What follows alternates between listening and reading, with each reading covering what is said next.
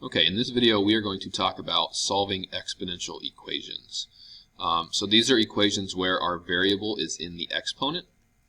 So what we're going to do, kind of a three-step process here, we are going to isolate the term that has the exponent. That's our first step. Once we do that, we're going to actually rewrite it as a logarithm. So we're always going to be using logarithms to solve exponential equations. We're going to rewrite as a logarithm, and then our third step is that we should then be able to solve for x. Depending on what our exponent is, it might be a couple of steps, but we should be able to solve pretty easily from there.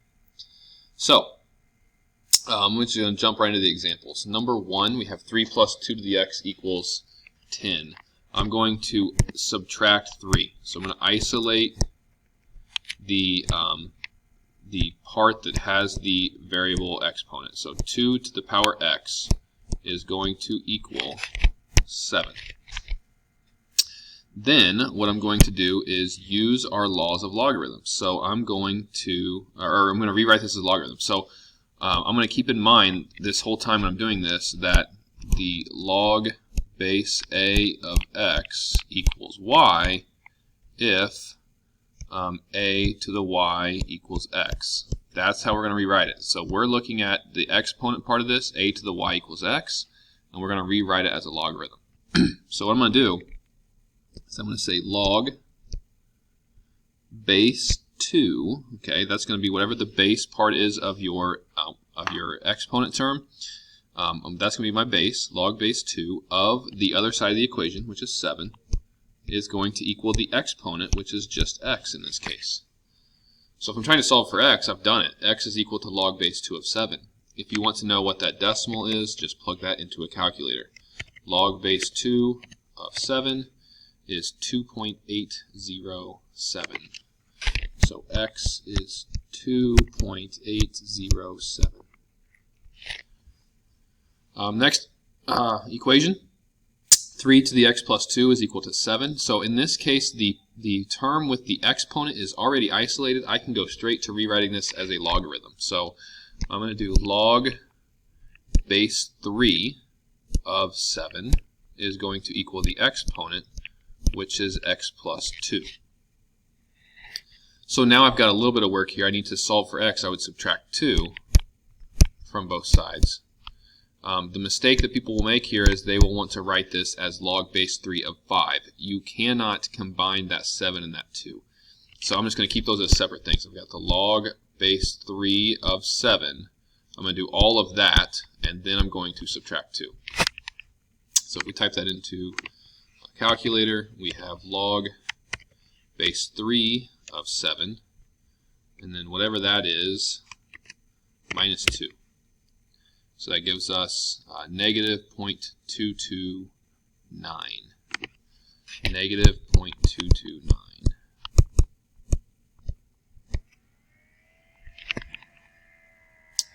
Okay, next example. 8e to the 2x is equal to 20. This 8 is not part of your base. The base is e. It's only the thing that has the exponent on it. That's e, not the 8. So what we are going to do is we are going to divide by 8 first to get rid of that. So we have e to the 2x. E to the 2x is equal to 20 divided by 8.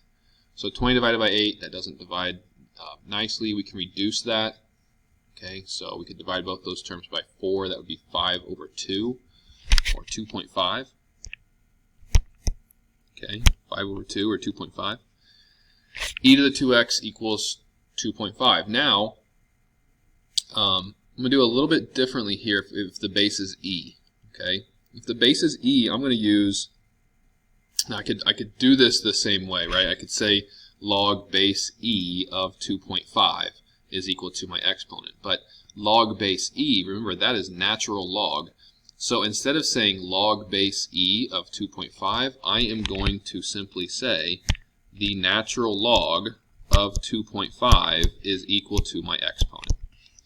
So what happens, if you want to think about it this way, is that in doing the natural log of both sides, if you want to think about it this way, the natural log of e cancels, and I just get the exponent on that side. So we have natural log of 2.5 is equal to 2x, and now I just need to divide by 2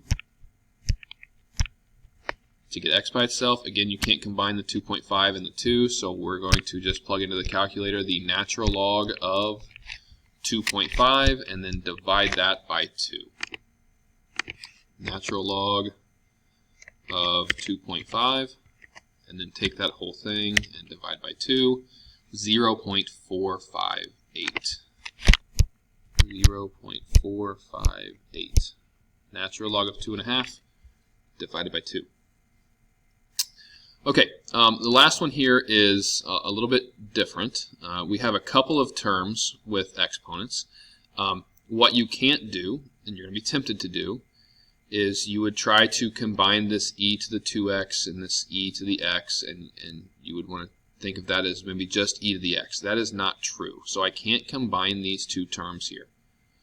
What you need to realize here is that we have something that is quadratic in nature. We have, if we think of that e to the 2x as e to the x squared, right? Because that would be e to the 2x. I would multiply those exponents.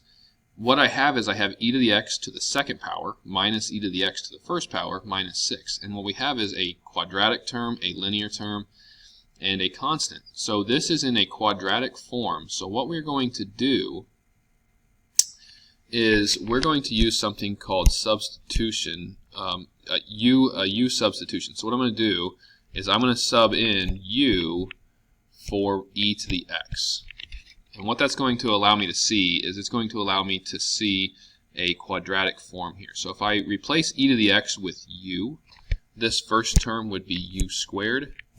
Then I would just have minus u minus 6 equals 0. I replaced all my e to the x's with u's, and now I can see that quadratic form. That's going to give us u minus 3 and u plus 2. If we were to factor that out, u minus 3 and u plus 2, which means we would get that u equals 3 and u equals negative 2. Now at this point in time, those aren't my answers because I'm not solving for u. I'm trying to solve for x. So I need to go back to what I said my substitution was. U is e to the x, so now I'm going to say, well, that means e to the x is 3 and e to the x is negative 2. And now, since we're dealing with base e, we can use natural log. So this would say that x is equal to the natural log of 3, and this one would say that x is equal to the natural log of negative 2. Okay, well, we can go to the calculator. Natural log of 3, 1.099.